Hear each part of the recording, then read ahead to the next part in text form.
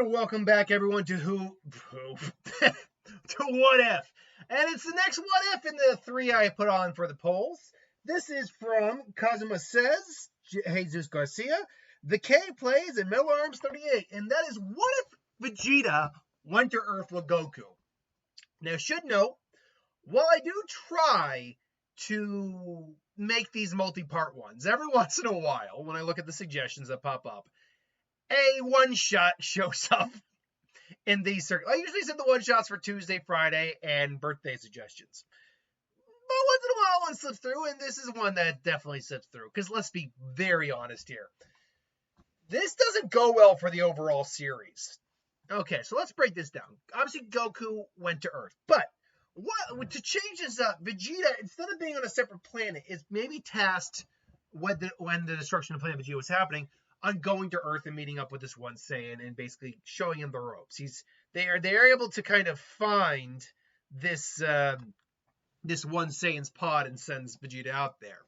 Sends with him. They land roughly at the same time, so they're sent together in the same location.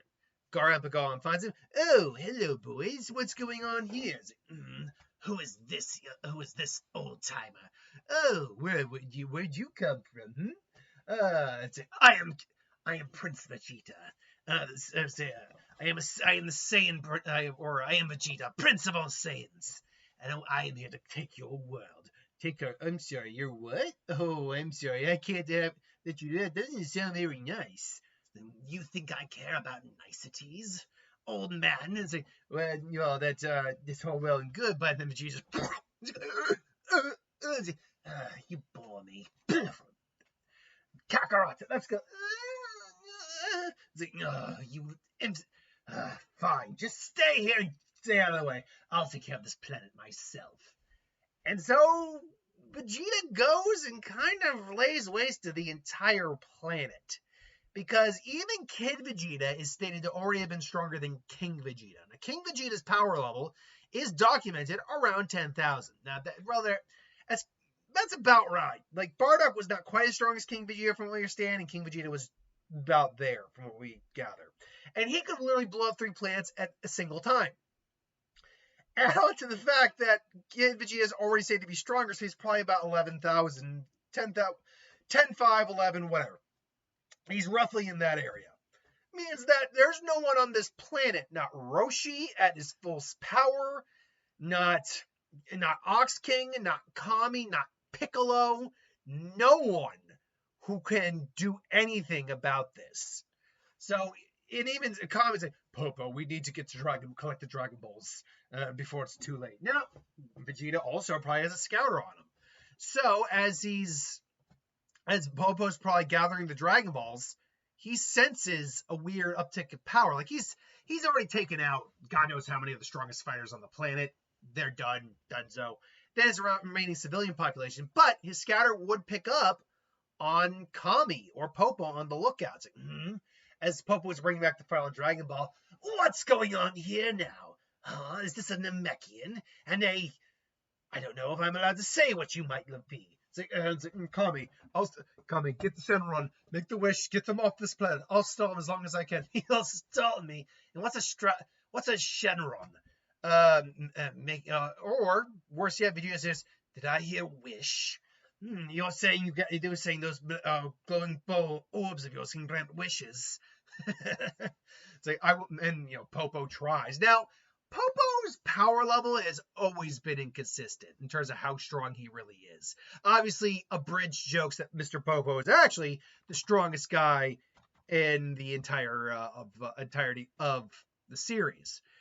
But generally speaking, from what we get, the power level is considered to be around 1,030, specifically during the Saiyan saga. This places him, but mostly fires before their training, but still below characters like Rad's power levels around between 1,200 and 1,600.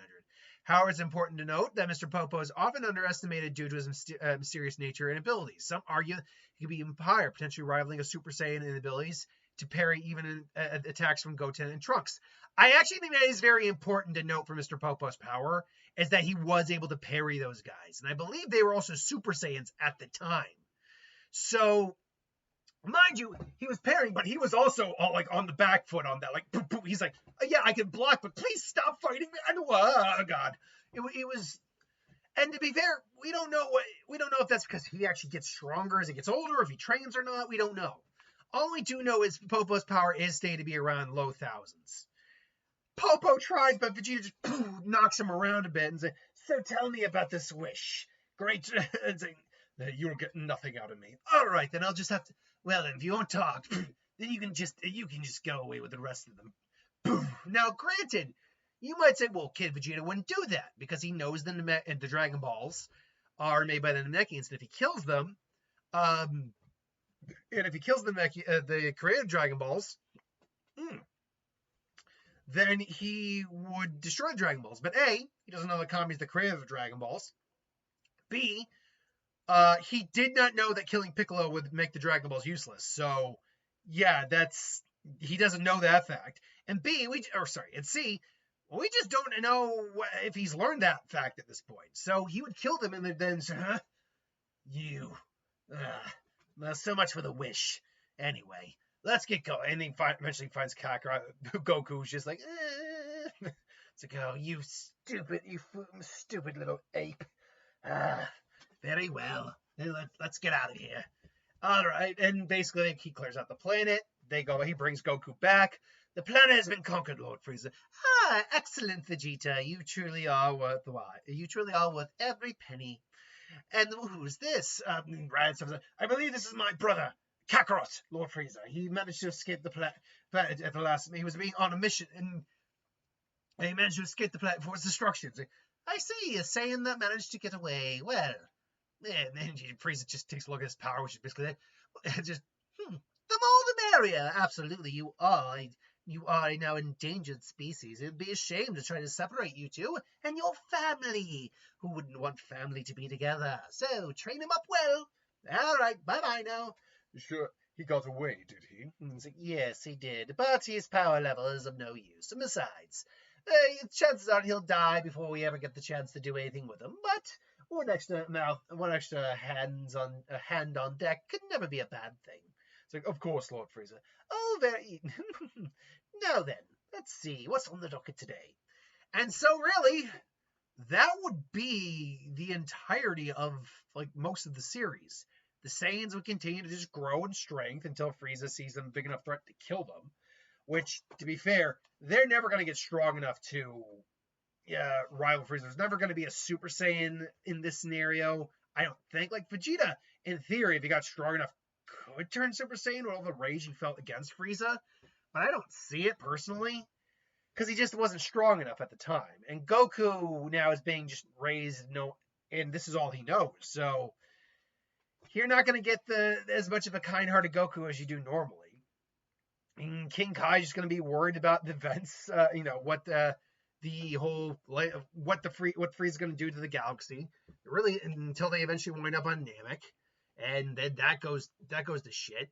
Honestly, nothing's going to change till Bobbity goes to get Boo, and Frieza has no interest in destroying the planet because he's going to sell it. Maybe he'll destroy it at some point, but he gets Boo, and it's like, we need the power of, we need a lot of power. So they go around collecting power from different planets, all that, until eventually Boo is awoken. And at that point, he completes complete and utter, chump change of the entire Frieza force. And Vegeta and Goku and Raditz and Nappa. And then eventually, Beerus will wake up, annihilate Boo, woohoo, and then eventually Zeno would destroy all the universes. So if Vegeta and Goku went to Earth together, because Goku is a little child who having very little to say on the matter of these things, and because Vegeta is so powerful, he'd call the shots, and no one would be able to stand against him. I mean, this would pretty much be the end of all things. So it's a damn good thing that these guys didn't go to Earth together. Now, that being said, there's also been, scenario, I did at one point do a scenario where I switched to Vegeta with Goku, but that's a very different thing. What if, Vegeta, switched places with Goku, still hit his head, understood that he needed to survive, all that. That's a different scenario, and then we could look at that at some point, sometime. But I digress. Thanks for watching. Hope you enjoyed. Like, comment, share, and subscribe. As always, you want us to review something, put in the comments below. Let us know. We'll do a review of it at some point, and I'll see you next time.